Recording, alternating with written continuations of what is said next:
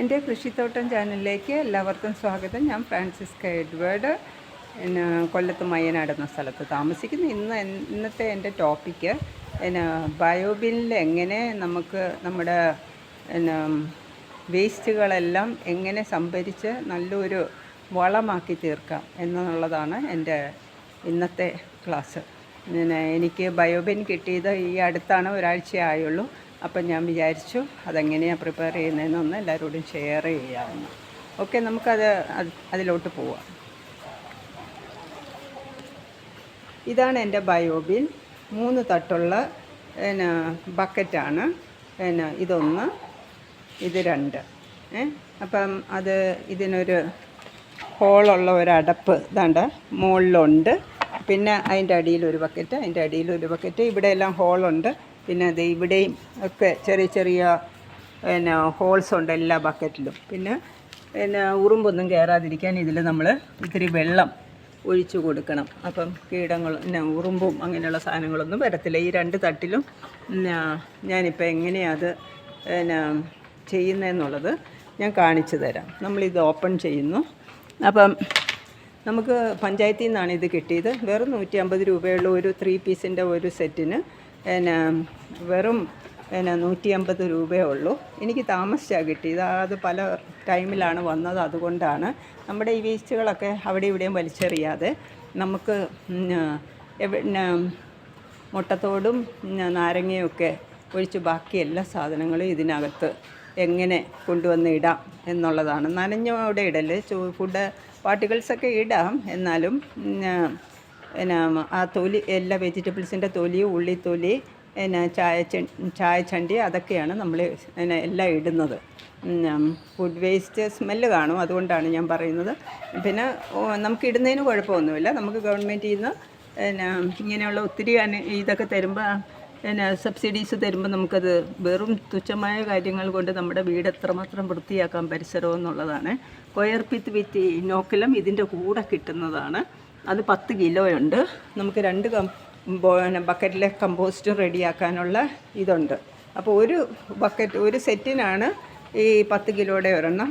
പിന്നെ രണ്ടാമത്തേനും 10 കിലോ ഉണ്ട്. അങ്ങനെ 20 കിലോയുടെ ഇനോക്കുലമാണ് നമുക്ക് കിട്ടിയിരിക്കുന്നത്. കൊയർപിത്ത് വിത്ത് ഇനോക്കുലം. കൊയർപിത്ത് എന്ന് പറഞ്ഞാൽ ചകിരിച്ചോറ് വിത്ത് ഇനോക്കുലമാണ്. അപ്പം നമ്മൾ ആദ്യം ചെയ്യുന്നതെന്ന് വെച്ച് കഴിഞ്ഞാൽ, ഞാൻ ഓൾറെഡി ഇതിൽ സെറ്റ് ചെയ്ത് ഞാൻ തുടങ്ങിയായിരുന്നു. അതായത് ഇങ്ങനെയാണ് കിടക്കുന്ന സാധനങ്ങൾ, കണ്ട കൊയർപിത്ത് മേളിൽ കിടക്കുന്ന പച്ചക്കറികളെല്ലാം അകത്ത് കിടക്കുന്നു. ആദ്യം നമ്മൾ ചെയ്യേണ്ടതെന്ന് പറഞ്ഞാൽ, ഞാൻ ആദ്യത്തെ ഇത് തന്നെ വെച്ച് തുടങ്ങാം. നമ്മൾ ചകിരിച്ചോറ് ഇതുപോലെ നല്ലതുപോലെ അങ്ങിടുന്നു. എന്നിട്ട് അതിനകത്ത് നമ്മുടെ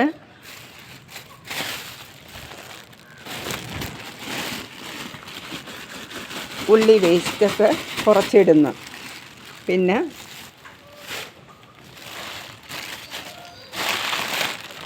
ചായച്ചണ്ടി കുറച്ചായിട്ട് 2 ബക്കറ്റ് എനിക്ക് സെറ്റ് ചെയ്യേണ്ടത് കൊണ്ടാണ് ഞാനിങ്ങനെ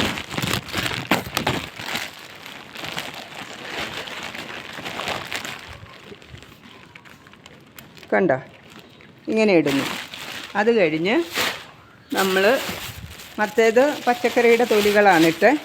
ഇനി ഇടുന്നത് നമ്മൾ ഉള്ളിത്തൊലികളാണ്. കുറേ ഉള്ളിത്തൊലി ഇട്ടു. വീണ്ടും അതിൻ്റെ മേളിൽ നമ്മൾ കൊയർപിത്ത് ഇടുന്നു. കണ്ട ഇനോക്കുലം, കൊയർപിത്ത്, അത് നല്ലതുപോലെ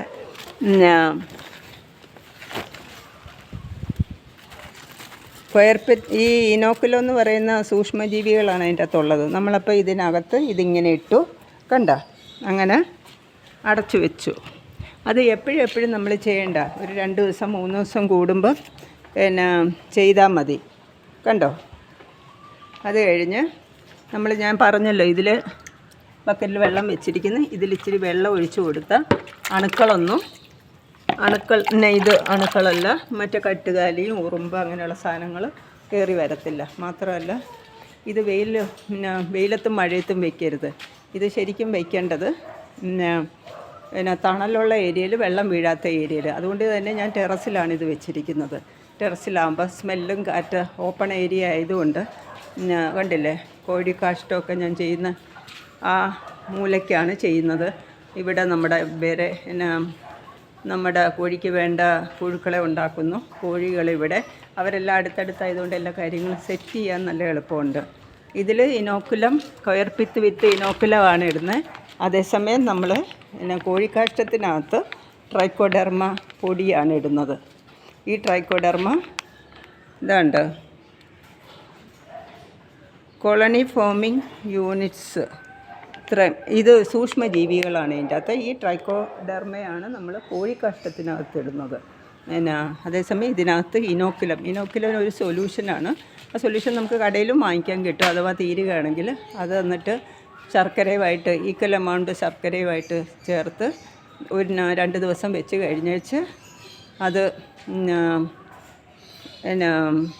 നല്ലതുപോലെ 500 ml ആണെങ്കിൽ 500 ml വെള്ളവും കൂടെ ചേർത്ത് ശർക്കരയും ഇട്ട് 500 ml 5 കിലോ ശർക്കരയും ഇട്ട് നല്ലപോലെ ഇളക്കി വെച്ചിരുന്നാൽ പിറ്റേ ദിവസം നമുക്ക് ഈ ബേസ് എല്ലാം ഉണ്ടാക്കാനായിട്ട് ഉപയോഗിക്കാം. കണ്ടോ, ഇത് ഇങ്ങനെയാണ് ഇത് ഉണ്ടാക്കുന്നത്. വേണ്ട, എൻ്റെ ഇവിടുത്തെ എല്ലാ വാഴകൾക്കും കണ്ടില്ലേ, എൻ്റെ വാഴത്തോട്ടമാണ് മുഴുവൻ. കണ്ടോ, ഇവിടെ മുഴുവൻ വാഴയാണ്. ഏതാണ്ട് ഒരു 50 സെൻറ്റ് മുഴുവൻ വാഴയാണ്. പച്ചച്ചിങ്ങ, ഞാലിപ്പൂവൻ എല്ലാം വാഴകളാണ്. ഒരു 30 ഫ്രൂട്ട്സോളം 30 തരത്തിലുള്ള ഫ്രൂട്ട്സുണ്ട്. അപ്പം ഈ ഓർക്കിഡ്സൊക്കെ ഇവിടെ നിൽപ്പുണ്ട്. അങ്ങനെ ഒത്തിരി കാര്യങ്ങൾ ഇവിടെ ഉണ്ട്. പിന്നെ എന്താണ്ട് ഇവിടെ എല്ലാം വാഴയാണ്. ഈ സൈഡിലും എല്ലാം വാഴയാണ്. മിക്കതും ഏത്തന, ഞാലിപ്പൂവൻ, പച്ചച്ചിങ്ങൻ. പക്ഷേ ഏത്തനാണ് കൂടുതലുള്ളത്. എനിക്കൊരു 200 വാഴയും ഉണ്ട്. അതുമാത്രമല്ല തൈകൾ 50 തൈകളും ഉണ്ട്. അതെല്ലാം ഞാൻ ഇൻഷുർ ചെയ്തിട്ടുണ്ട്. അപ്പോൾ അതിനുള്ള വളങ്ങൾ നമ്മൾ തന്നെത്താൻ ഉണ്ടാക്കിയെടുത്ത അത്രയും പൈസ നമുക്ക് കുറയും. കണ്ട, ഈ പേര അങ്ങനെയുള്ള സാധനങ്ങൾക്കെല്ലാം ഈ വളമാണ് ഞാൻ ഇടുന്നത്. നമുക്ക് ഈ ടെറസിൽ നിന്നുകൊണ്ട് ഇതെല്ലാം പറിച്ച് കഴിക്കാം. ഇത് കണ്ട, പച്ചക്കറികൾ നിൽക്കുന്ന കണ്ട. ഈ പച്ചക്കറിക്കെല്ലാം നമ്മൾ പോയി ചാണകം വാങ്ങിക്കാൻ നിന്ന് കഴിഞ്ഞാൽ അത് ഭയങ്കര എക്സ്പെൻസീവാണ്. അപ്പം നമ്മുടെ വീട്ടിൽ നമ്മുടെ കോഴി കാഷ്ടം കൊണ്ട് നമുക്ക് എന്തെല്ലാം ചെയ്യാൻ പറ്റുമോ അതെല്ലാം ചെയ്യാതെ ഇവിടെ നമ്മുടെ ഗ്രൗണ്ട് ഓർക്കിഡ് നിൽക്കുന്ന, അതുപോലെ ദാണ്ട അവിടെ പൂക്കൾ, തിരുനന കൃഷി, ചെണ്ടുമല്ലി തിരുനന കൃഷി, എല്ലാ കൃഷികളും ഉണ്ട്. കണ്ട, ഞാൻ ഈ ജോലികൾ മൊത്തവും ഞാനാണ് ചെയ്യുന്നത്. ഈ തടവെടുക്കുന്നതും കുഴിയെടുക്കുന്നതും മാത്രമാണ് ജോലിക്കാരനെ വിളിച്ച് ചെയ്യിപ്പിക്കുന്നതെന്ന് വെച്ചാൽ നമുക്ക് കൂന്താലി വെച്ചൊന്നും ചെയ്യാൻ ഉള്ള ആവതില്ല. അതുകൊണ്ട് അപ്പം ഈ എല്ലാ വിളവുകൾക്കും എല്ലാത്തിനും വളമായിട്ട് നമ്മുടെ ഈ ഒരാഴ്ച കൂടുമ്പം ക്ലീൻ ചെയ്തെടുക്കുന്ന ഇതാണ് നമ്മൾ എല്ലാത്തിനും ഇടുന്നത്. എന്നുവെച്ചാൽ ബാക്കി അത്യാവശ്യ വളങ്ങൾ മാത്രം ഞാൻ വാങ്ങിക്കും. വാഴയ്ക്ക് അയർ വാങ്ങിക്കുന്നുണ്ട്. അല്ലാതൊന്നും അത് നമ്മുടെ ശാസ്ത്ര ഗവേഷണ കേന്ദ്രത്തിൽ വെള്ളയാണി കാർഷിക കോളനിയിൽ നിന്ന് വരുന്ന അവിടെ മാത്രമേ കിട്ടത്തുള്ളൂ. അപ്പോൾ അവിടെ പോയി അത് മേടിക്കും. എന്ന് വെച്ചാൽ അതിൻ്റെ ഉപയോഗം ഇപ്പം ആളുകൾ അറിഞ്ഞു തുടങ്ങി. മറ്റു വളങ്ങളെക്കാൾ ഏറ്റവും നല്ല ജൈവവളമായിട്ട് ഉപയോഗിക്കാൻ പറ്റിയത് അയറാണ് വാഴകൾക്ക്. ആപ്പിളിൻ്റെ തൈ നിൽക്കുന്ന എല്ലാം 30ഓളം ഫലവൃക്ഷം എന്നാൽ ഫ്രൂട്ട്സ് തന്നെ നിൽപ്പുണ്ട്.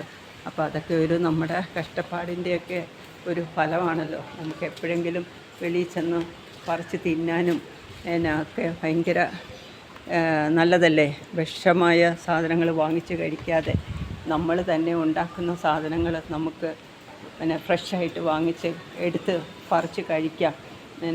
മഴയൊക്കെ നല്ലപോലെ പെയ്യുന്നതുകൊണ്ട് നമുക്ക് എല്ലാ കാര്യങ്ങളും ചെയ്യാനുള്ള ഒരു സാഹചര്യമാണിത്.